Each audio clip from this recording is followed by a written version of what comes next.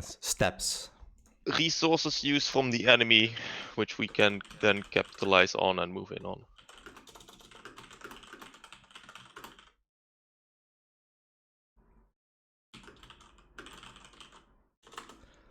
Our own resources also matter. Okay. Don't forget, it's very much about our team. Like, what does our team have? What does the enemy team have? So in a situation of Brawl, because Brawl is still very relevant, even with these nerfs, hero bans as well, doesn't really matter. Brawl is Brawl. It's not gonna go away. Brawl, you have a very heavy dependent on the usage of enemy abilities. So if you think about Classic Brawl, like the normal standard of Classic Brawl, which is Mei Kree, a big one is the wall, right? Yeah. Sure, the enemy may well use it, so it gives us an opportunity if we haven't. And sure, in this situation, Sponge should dynamic call that we should wall them to go in. But in between this, you have momentum. Because you've already detected this, you've already seen it. You already know what has to be done. In here, literally what Lucio should be doing is literally telling the entire team, just go. It's literally something we have to talk about with the team. So, how to put it specifically.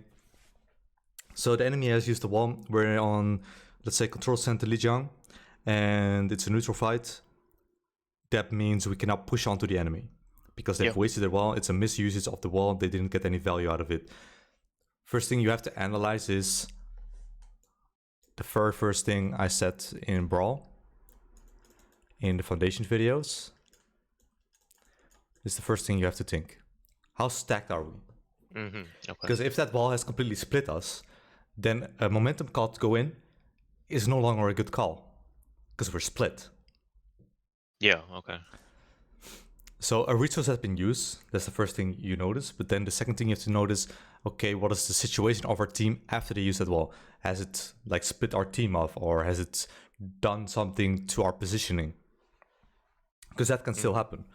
Even if they fucked up the wall, it can still happen that there is a scenario where they didn't properly use it, where they still get some value by letting, like, for example, if your Anai Kree still didn't manage to, like, let's just say they walled the stairs on white for Lijiang control, and we always off angle there with Anai Kree, right? So that would automatically mean that they can't see at the moment. Even though it was a bad wall, it did get value because it's not denying the line of sight of our Anna and Kree. Can we still go in then? I would say no, because we're not stacked. Like it's basically gonna take time for the Arnon Kree to get around the wall or wait for the wall to go down. And if you go in, it's gonna be a 4v6, which is not useful. Yeah. So in this scenario, the most important key part of this momentum call is going to be how Josh calls his wall. Damn it. So this is more very important thing, because you can still win that fight 4 versus 6, because if you somehow, like, if we pull up the map, if we manage to push them into the mini and we only get the Ryan, then it becomes a 4 versus 1, right? Yeah. In there, it's very important to notice something. Like, what is something we don't need then? Like, we've used the wall. Something we don't need. I don't think we need like the amp speed. There you go. Because, yeah. So that is another thing that you have to think about. It is the map geometry. And then distance to enemy. Because then your momentum on this specific point, like I said, they walled this for whatever reason, doesn't really matter. Line of sight here is gone, so we are missing 2 people. It's 4 here, but we wall, let's say, here, and only the Rhine is here. That means we can go in. What is now your momentum going to be? When is your momentum call actually gonna happen? as the wall goes up, because there's still like 5 people on the other side, which they can break the wall quickly. No, that is a dynamic call from Josh. It's from Josh, okay. Josh has dynamic called the fact he's walling, and that should already be enough for Bandit to decide we're going in. Mm-hmm. But you still have a very important momentum call to do. An extremely important one. I don't know, just hold W, I guess? Nope. It's right there. You said it yourself. Going in and out, so just getting the Rhino pick and then moving back. When to go out. Because if we kill the Rhine here, they will still destroy this wall, right? Still, one pillar will be broken and they will push through. And we are still missing our Anna and Kree. If we decide to stay here, what's gonna happen? We get run over at 5v6. Oh, I mean, 5v4. Yeah. Yeah. They're still making this rotation. It's a slow rotation. Kree is not that fast. Anna isn't either. So that's something to very much keep in mind. But the key thing here is that the enemy, like Maywell isn't that strong anymore. Enemy is running, like if they're running Reaper, for example, it goes down even faster. We're literally going in to get the value from the resource we used, and then we have to stabilize. We have to go back. We have to speed out. And this is where you should be momentum calling the fact that even if if our team gets, let's say, they get greedy, because that happens quite often, you have to completely overrule that, because you are in control of our speed boost, right? Yeah. So what has to happen here is, obviously this is something you have to discuss with Bandit as well. Whip me around it if you need. Where you have to discuss, okay, so how do we approach this? Because another good map where we could do this is, for example, King's Row. Because it's kind of the same scenario, especially on first point. So, like, do I use AMP to go out then? In such a scenario, yes. Yes. Because the enemy still has their resources. Their wall is gonna come up again. We need to get out of there. Okay. Like, it's just to show you a bit more specific, right? Like, what can happen in such a fight? Like, this is all pure theory crafting.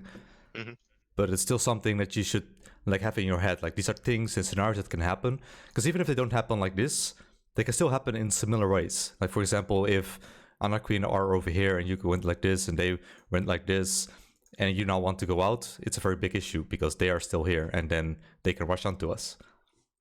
Yeah. So there's a lot of situations where you have to actively think, okay, what do we do? In the meantime, you still have to ult track. So it's a lot to do. A lot to think about. So what happens is here, we wall this, they wall this, so that means their May wall. Let's just say there's 6 seconds left on their cooldown by the time we finish that right off. Just to be generous. So 6 seconds until the next May wall is gonna come. In the meantime, if they have a Zarya, because we have seen a lot of Zaryas, yeah, they still have bubble and such. They still have resources to brawl you even with the Rhine down, due to the fact that when their May wall comes up and you stay here, boom. Not only are the Anarchy zoned out again, they are now walling probably our Rhine. That means they are going to get full control over this area. Our Anarchy never got value. And in the meantime, Bennett has, well, gotten too greedy and is now getting punished. This leads to Zarya getting high charge, which is something you absolutely do not want. So now we have traded Rhine for Rhine, which could have been avoided. And the way to avoid it is using momentum in fights.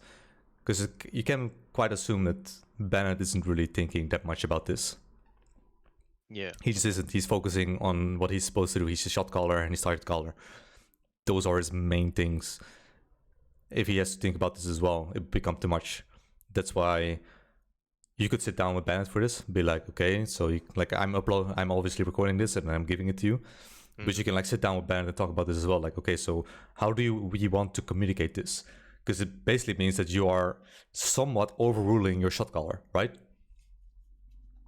Yeah. And that is obviously a big no. So that means you need permission for this. So obviously I'm the one teaching you it, and Bennett is not the one here to listen in, obviously. So it's something you have to discuss with him on how you're going to approach this. So you have to discuss on how you're going to communicate the fact that when you're paying full attention on what's going on in the fight and how you're using your amp, how you're going to use our amp either advantage, well, like offensively or defensively. So in this scenario, it will be to use it defensively, right? Yeah. So this is a pure defensive amp. It's an amp where we get value and then we stabilize on stairs and we just hold this position because if they wall here now, it's okay because our Ana Kree can take either of these rotations and they'll be just fine in this angle and this angle. And then with our Rhine setting up here, Diva is in an angle as well where we can start punishing. And that's the biggest thing. That's when the second phase comes in. Because what comes now is your amp is gonna be on cooldown for a bit, but it's gonna come off again. And the Rhine won't make it back in time if the enemy stays here. So that means you can once again call your amp cooldown and Banner should respect that and be like, okay, can we push in or do we cap? So to use it offensively, you need to suggest. So that's the difference. Defensively, you need to say. Offensively, you need to suggest because Bennett is still the one that's going to make the offensive decision. I mean, I feel like offensive would still matter on like whether they use bubbles or maybe a wall again. Yep, it's abilities purely, yeah. That's why I said if I was generous with the wall cooldown and they, for whatever reason, decide to go here and wall this, there's not going to be any value because everyone is in position. We can just stack up and we could even potentially do this, or we could do this, or our Arna and Kree take this position. And then they have this off angle, and then you can pincer move them with your own amp. And then you have wall again, and then you can wall here. Like, there's a lot of opportunities, but for you, Lucio specifically, you need to think about mostly the first fight, like the very first one where we managed to get value, but we didn't need our amp at the first start, but we did need it somewhere else, and it was in the mid fight.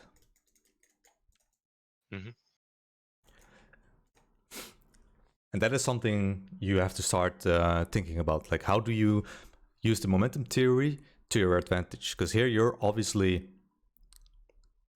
well, it's kind of a shot calling kind of thing, but it's in the same also a dynamic call. And it's just something that Bennett will have to respect if you're actually going to call it, because he's probably not going to think about this.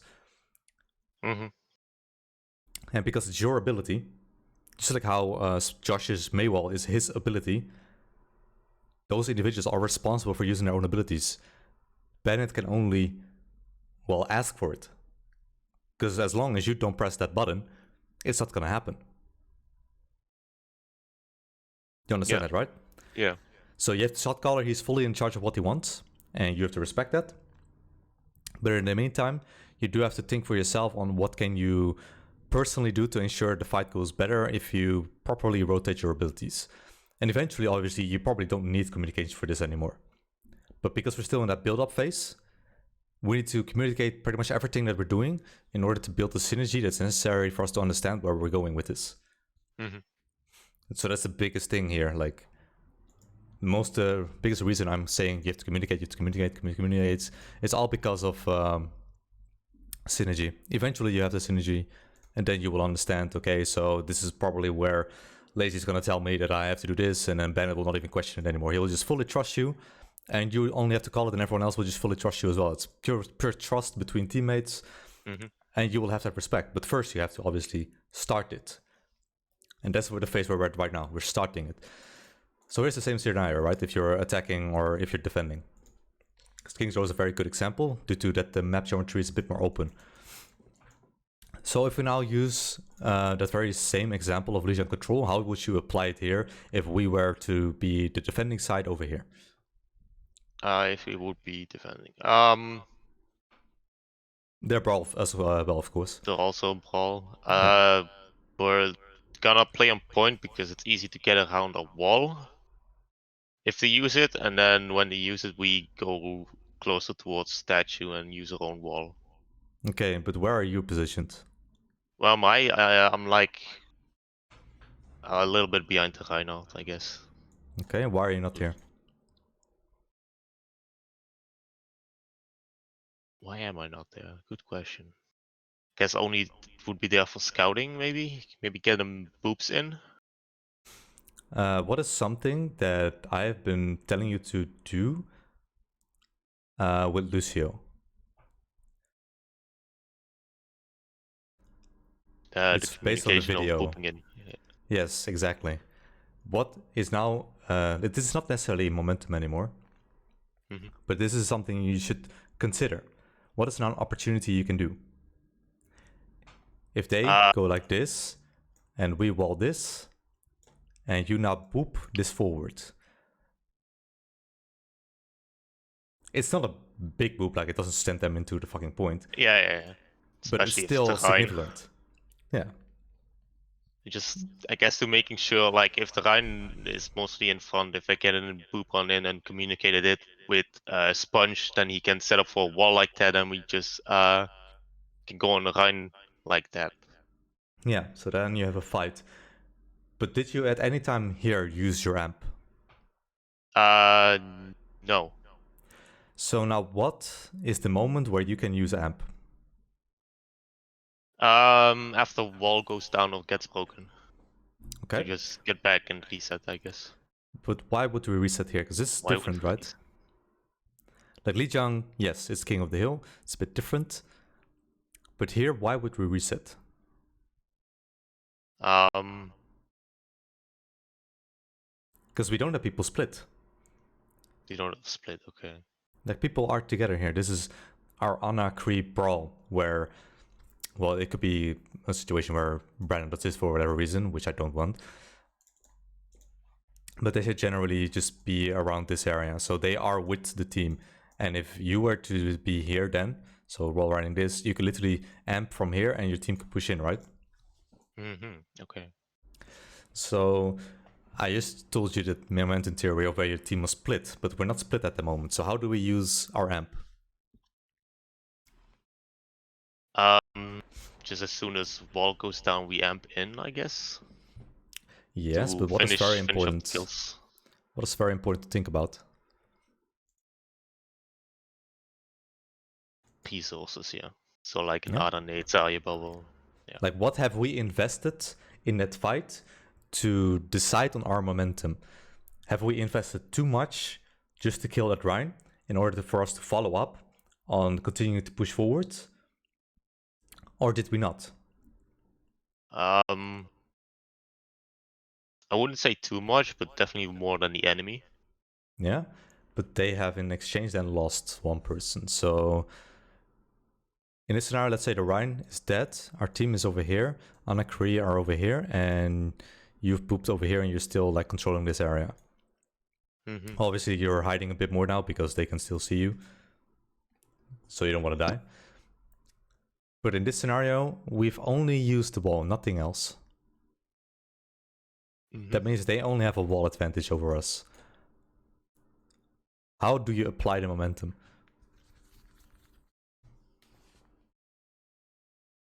I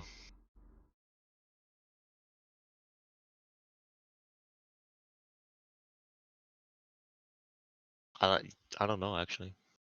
No, Wait that's for fine. wall or be stacked and just go in, so the wall doesn't get value.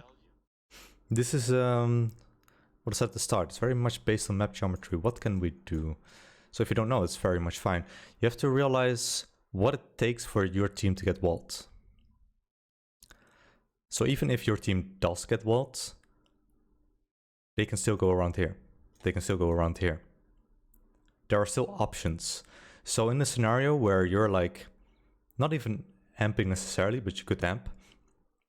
Wall goes down, enemy team is here, and they're shooting. Our Rhine pushes in, and our Rhine Diva now get walled like this. But Brandon and 20 decided to already do this. What stops you from now going here, speeding, and doing this? Getting them in position quicker. Yeah, because our tanks are already there. Like, we already have our tanks there. Josh will just jump over this. And now you have decided to properly use your momentum in order to finish a rotation so that the people that got split off, because that's back to what I said in control center, people are split off, it becomes an issue, to get those people in position. Because from what I teach your Anna and Kree, they should not stay here. I want them on the flank. They know that. And well, you know as well, of course, because I keep telling them that. So you should already have that in your mind on how I teach your other players on how to play, and use that to your advantage on like expecting plays. So in here, this scenario, even if we're stacked, I still very much expect those two to do this. I just do. That is just something I've been drilling into them. I don't expect them to stay here, even if you do poop this, we wall here, you stay here, we kill their Rhine, wall goes down, and you now want to go in. I still expect them to do this. Regardless. That is just their playstyle. That is what I want from them. Now, if that still were to happen, right, and our Rhine and Diva now got walled like this, Josh would now have to do this, but these two are probably already halfway. One speed boosts, do you think they have enough damage to fully burn down Rhine's shield plus the Diva's DM without us getting in position? No, I don't think so. Yeah, so here you have to use, this is all very quick thinking, right? Like this is all split second decisions. Yeah. So this is why you have to understand your team, you have to understand some of what the enemy team is doing, and you have to understand how we play. We play a very aggressive style, because that's what I want. And also flank heavy when the situation calls for it, right? So here, what you have to think about is how are they positioning. So let's just say they don't go for this, and you see that because you're here. You have booped like this. You are looking at your team. Yeah. Once again, what is the momentum gonna be?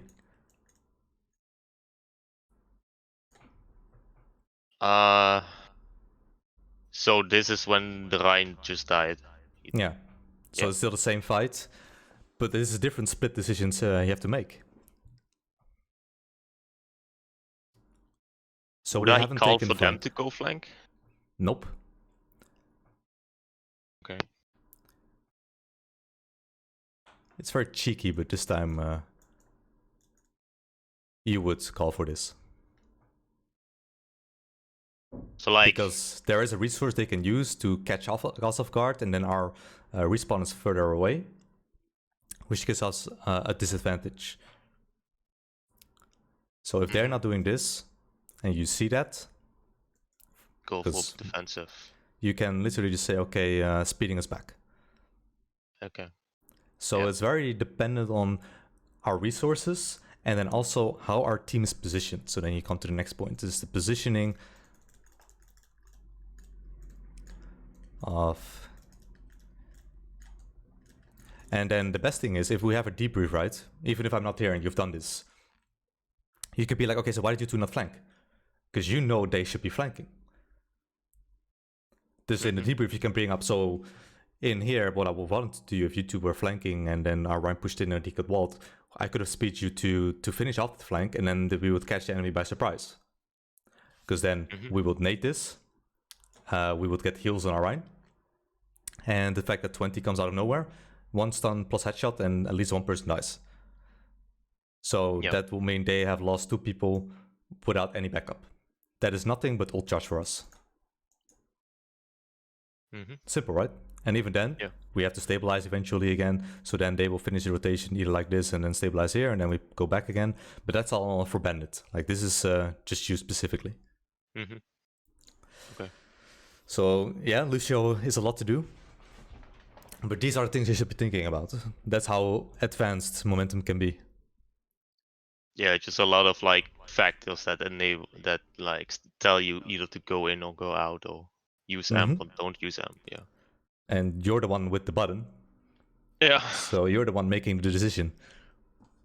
Sure, Bandit can alpha cover it, and sure, if you are like not sure, then you just use it as Bandit wants, because that's what shot callers do. Like, for example, if we're in this situation and you don't quite know what to do, but Bandit calls for going in, then you just go with Bandit. That is just trust your shot caller in that situation. Like, never struggle with decisions. But then you can see the effect, like what happened after you let Bandit do that. Then you can be like, okay, so this happened. Like, for example, this rotation still happened, but they were too slow, and that's why we died here. And then they captured the point. Then you can be like, okay, so this is a problem. And you could then discuss that with Bandit. But never struggle with decisions. Like, either make decisions yourself instantly, or just listen to your shot caller. Like never struggle in between. Yeah. Because then you will just delay yourself. You'll be like struggling with decisions. Never struggle with decisions. Like let yourself fail and then see what happens. Because how will you otherwise learn? Like if you fail, you will see results. So in this scenario, if it were to happen, you would go with bandits, you would see the result. If it was a bad result, you would be like, okay, why was it a bad result? It's something you would have to then look back on. And if it was a good result, you can be like, okay, why was it a good result? Because obviously this theory is extremely high level. And we're still going to face teams that are fucking papega and too stupid for this. So they will not capitalize on our resource usage or our aggressive positioning or the fact that we're going in 4 versus 5. Because some teams are just not smart enough or good enough for that. That is just a fact. So this is something, all kinds of factors that you have to consider on when you're doing these things so that you overall just become a better player depending on the team you're facing. So if you now take the situation to tournament games, which is much more advanced, what has to happen here is that you have to think about this after the map has ended. And you have to be like, okay, how do they play? And then you have to think about, okay, how am I going to use my momentum based on how the enemy team is using their playstyle? This is something I did way at the start, where I was like, okay, so the enemy's playing very aggressively or very defensively. This is not something you have to think about. Talk as well, yeah. Yeah. This is now something you have to think about as well in the tourney. Because then you'll be like, okay, so they were very passive, so to say. And what can you do against passive teams? Well, you can be aggressive. Because passive teams are indecisive. And if enemy teams are indecisive, it means you can capitalize on that. That is a fatal flaw for the enemy. Still with me so far? Yeah. Very much understand? So far, yes. I'll need to look at it once again for sure, but yeah. So it's far. a lot in one go, but that's why it's recorded. Gotta get as much possible in 1 hour, you know? So yeah. This is a very big thing that I want you to start working on. And I'm going to leave it at this. I'll also become way too much, but I think this is a good start, right? This is something you can start with. Yeah.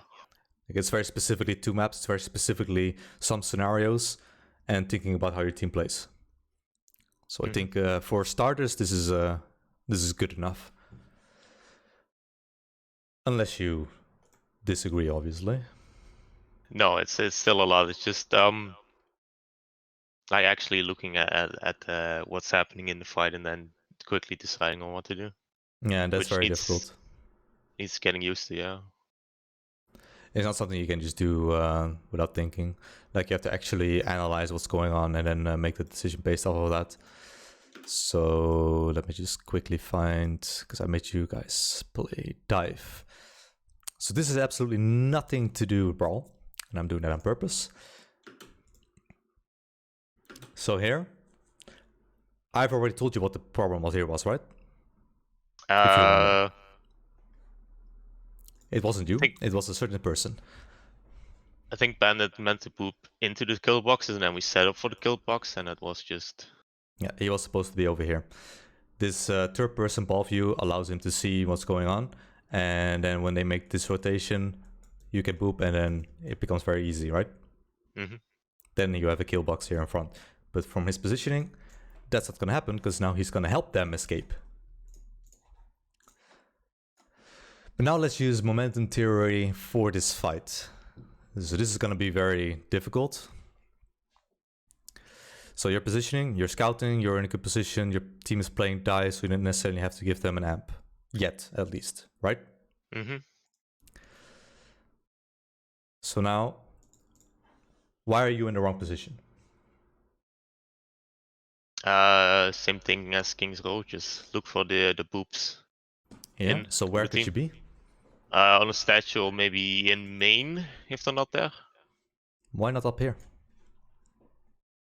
I guess could be kind of difficult to stay up there. Yeah, but that is something I would then expect from you. So then it means you have to start practicing. I could stay directly above blue, like on the big wall, basically. Yeah, like Depends, like you could stay up here, yeah, you could stay up here, you could stay That would here. be easier, yeah. Yeah. So as long as you do it, but you do need scouting information. But either way, I play it simple, right? Ball goes in, we go in. So now where does your action come in? Because what do I expect from you here? I mean, it depends on the fight. I know a lot of times when I hear the call to go in, I amp in to get the team there faster. Now you have to think about what value does that get when all of us are diving. Not too much. Just like the little bit of extra surprise, I guess. Gets nothing, yeah. Not too much. It's a waste of an ability. Because why would we need, for this type of distance, when we're already booping them and pal driving them, why would we also need an amp? That is overusage of our abilities that we have. That is making us spend too many resources just to get us to fight. So here, obviously, you're in an extremely bad position. Like, where's your value here? None. So even if the plan did go as planned, you're never gonna even reach this fight, right? Look how far behind you are compared to the rest. So what should have happened? Even like Bandit obviously made the mistake, but what if Bandit made the right decision? What should have happened? What should have happened? The call goes out that getting booped in. We go for the dive. Then we focus the Rhine because it's key targets. But you still have your amp, so now when do you use your amp? Still have amp. I guess once we got the key hero, so the Rhine down, then we amp and go out. So in the 6 steps, there are 2 steps that we haven't really used yet because, well, we're not there yet, sadly. But in step 5 and 6, what are they? Clean up and 6 is follow up. Oh, yeah, 5 is stabilize, yeah. Yeah, it's kind of like what happens next. But in 5, you use your amp. Because we are going for a kill box where kills are guaranteed. So it means we need to use our amp after we've used the resources to kill people to chase. This is an extremely aggressive momentum call. Because now, what happens if we have our speed boosts, and let's say they use theirs already to try and get through this? What does it allow our team? Just simply catch up to them easier. Yeah. And finish off the kills. So then the cleanup. Yeah, it's a cleanup. It's a cleanup amp. It's a very good amp. So even then, you could still use it defensively in case some things went wrong. Things went horribly wrong here, sadly, but shit happens. But in such a situation, you have to analyze on how you use your abilities personally, because this is all about you. These are your abilities, this is your hero. How do you get value? If you look at your stats, you did fuck all this fight. Like, you got a bit value when they went through here, and that's it. Like, you're booping here, and now you're speeding, and then where are you? That is like literally the point here. Like, where are you? This is Narnia, as I always call it. Very alone, yeah. Yeah, so this is a very critical issue of decision making. And that's why this momentum theory, if you start applying it, I would expect you to position yourself better. Because I'm making you focus more on specific targets, right? Like specific things that you have to specifically focus on. It's the same when I tell Brandon and 20 to flank on Anna and Kree. I have certain expectations and I want them from them. It's the same with you. I have certain expectations, so I want them from you. So that means you have to position yourself, because this is a Blizzard world, but there are a lot of maps where you're going to have to think about this, where you have to actually think about, okay, how do I get value? So in here, what you already said, you could have been up here, or you could have been here, and then when you see that they're going and ball is going, all you have to do is literally drop down a bit. You could still hang in here a bit and see how you can boop. After boop comes the next part of how I want this strategy to be played. I want you to be a DPS, right? And because you're already in a very good position there, and because they don't have a Kree at all, you're pretty safe as long as you position like in the right place and go for the right heroes. Because Doom, yeah, you could go for it if you've used too many abilities. Reaper, as long as you stay distance.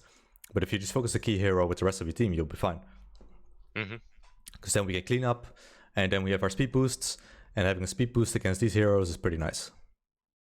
Especially the Xayah. Xayah will be too slow, because they've already used theirs. So this is enemy resources versus our resources versus knowing when to go in, knowing when to go out. So it's literally these two things that are already started with. Yeah, just like more actually, yeah, there's a lot of different factors. I guess. It's a lot of thinking. That's what it comes down to. It's a lot of thinking. And that is something we'll see how you adapt to that. Because obviously I don't expect this to be done within a week or anything. Like, this is very difficult. Like, don't get me wrong. This is very difficult. So obviously this fight, because of your positioning, because you're not really sure what to do, and because our team also completely fucked up our plan, it becomes very difficult for you to stay focused on what you're supposed to do, and you'd even die because of it. And that's fine. Now you see. That is how you should approach these kind of things. Like, okay, I've tried this, and it didn't work out. And then you should ask yourself why. And if you can't figure out why, that's when you come to me. You can be like, okay, so this is what I've seen. This was this map. And this is the timestamp. And can you look at it for a bit? And then I have something to do. Because right now, all the people are doing is asking me to look over certain maps because of comps. And I literally don't care about your comps. I just don't. Like, we have macro goals. And as long as you do macro goals, I am happy. So comp-wise, yes, we'll get more serious when OD happens, obviously, because then we have map pools, and then I have to make specific strategies to those map pools, and it becomes a shit show with hero pools as well. So there'll be something to look at once OD happens. But right now we're in simple tournaments like ATK and RMG, where the map pools are pretty simple. Like Paris, I gave you a very, very specific playstyle. That is something you're gonna have to look at when we actually do get like more serious tournaments. That is the level of strategy I'm going to give you guys. Right now, you're very much just doing what I want people to do. So this macro. So this is your macro momentum. Obviously, you need to ult track in there as well. And if you're in those positions, you can ult track much more efficiently because you're in that fight. You see everything. It's very difficult, especially... Yeah, for like when we're playing spam and I'm pocketing 20 on the Ash, it's very difficult for me to actually see what's going on in the fight, especially on I think we played it yesterday or the day before. It was Nepal Sanctum, the inside one, and I couldn't that was not with me. Oh yeah, it was Monday then, and I couldn't see anything. Yeah, so that's when you have to start thinking about, okay, how do you ult track that? So let's see, what did I write to you? So what I said, right? Ult tracking, very much game sense based thing. So this is where you look at the kill feed. And if you can't see, then obviously, yeah, that is something you're then missing. And then what I said to what you should be doing is asking your teammates, like, how much did this and this person do? Yeah. And if you don't have a response, yeah, like you're trying to do it, but that is just adding up information together. So if you don't physically see it, but you do see, like, you see 20 getting shot, like you see that on your screen whenever you hit something. But you can also see, well, like, what is dying, who is the main person that killed him, who is the assist, and like how did the fight go overall, and what are they playing. Because if they're playing Brawl, it mostly means, okay, so then these heroes most likely got value. And then you have to look at who died first. Because that was a big issue on Ilios, where you didn't keep track of who died first. And that's where you completely lost sight of this person, his ult. Like, you completely missed it. Because he was the first to die in the neutral of Ilios ruins. Yeah. And by the time you called that he had ult, he was at like 52%. Okay. And that is just because of how the fights have been going. If he is the first to die, there's not going to be any ult charge. Yeah. It's just I saw him on Bandit a lot, so I thought he would have more than that. Yeah. Because he also teleported in the backline, got some shots there, so... Yeah, but that was the thing, he didn't really hit anything. So that's when you ask, so what did he actually shoot? Because Shields don't give ult charge. Yeah. D.Va's DM doesn't give ult charge. It means he's shooting blanks. Mm-hmm. So that is something you then have to, like, how is that hero played and what is he doing? So in the situation where it was a lot of Bandit, he was shooting Bandit shields a lot. He wasn't shooting Bandit at all. Bandit was pretty safe. He was chilling. He died because Reaper was in his eventually. back. That was another fight. But when he was in front, like the very, very first fight. Yeah, and then he teleported to our back. Yeah, but then the fight was already over. Yeah, because we lost the Rhine. No, we won that fight. No, first fight we lost. Oh, First fight on Ruins we lost. Yeah. So that is something for ult tracking. If our Rhine dies... let's see what I'm looking at. I don't think there was much more to say on this map. But for ult tracking, it's mostly about, okay, so how much value did he really get? Mm-hmm.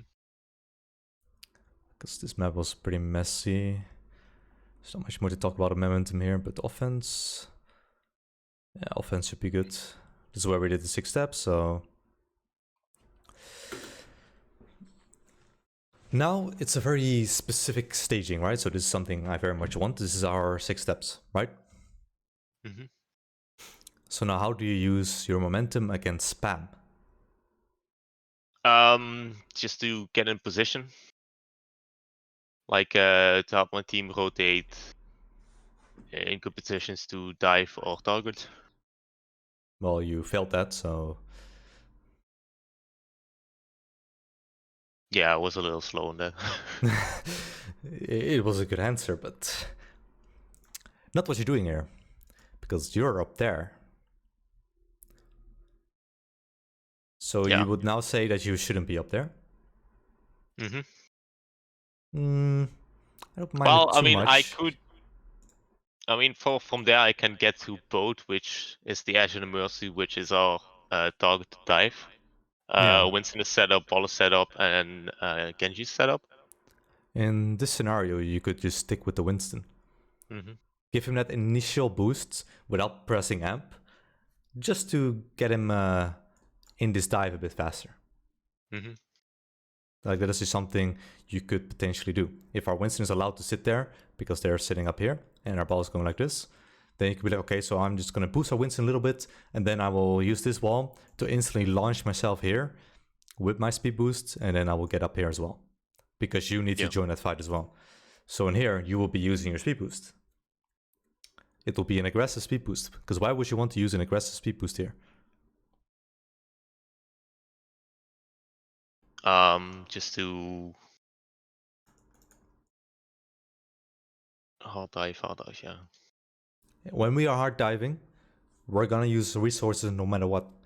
That means everyone should get to where they should be as fast as possible. Because what happens? Yeah, I was looking at the turret. And Zach doesn't join either until very late. And eventually you do join your team, but look at how late it is, and you didn't even manage to destroy the turret. So all that value just to get that thing. Which is like, yeah, it's a good target, but you can also aim at that thing when you're with your team, you know that, right? Like, you still have this AoE around you that can both heal and speed depending on how the situation goes. Mm-hmm. So if you were to, like, speed up here, and you're like, okay, I'm going to focus this damn thing because it annoys me. I will say, yeah, good idea. Good idea. But in the meantime, look at this. Mm-hmm. You're with your team. You're enabling your team based on what you're going to use. So if you're going to use speed, it means your team is going to be faster. And if they need a bit of healing, which, well, you can pretty much assume they will once we hard dive, they will have that little bit of healing. Even if it's not a lot, it's still healing. Mm-hmm. Whereas it took you so long to join that fight, and then even then you die. So to wrap it up, momentum theory right now, what you have to look at is very much based on your own playstyle, obviously, but also more enabling your team. Like, how does Lucio enable his team? Mm-hmm. Okay? Yeah. Any questions about that? No, I don't think so. It's clear enough. Know what to work on. Mm-hmm. Very good.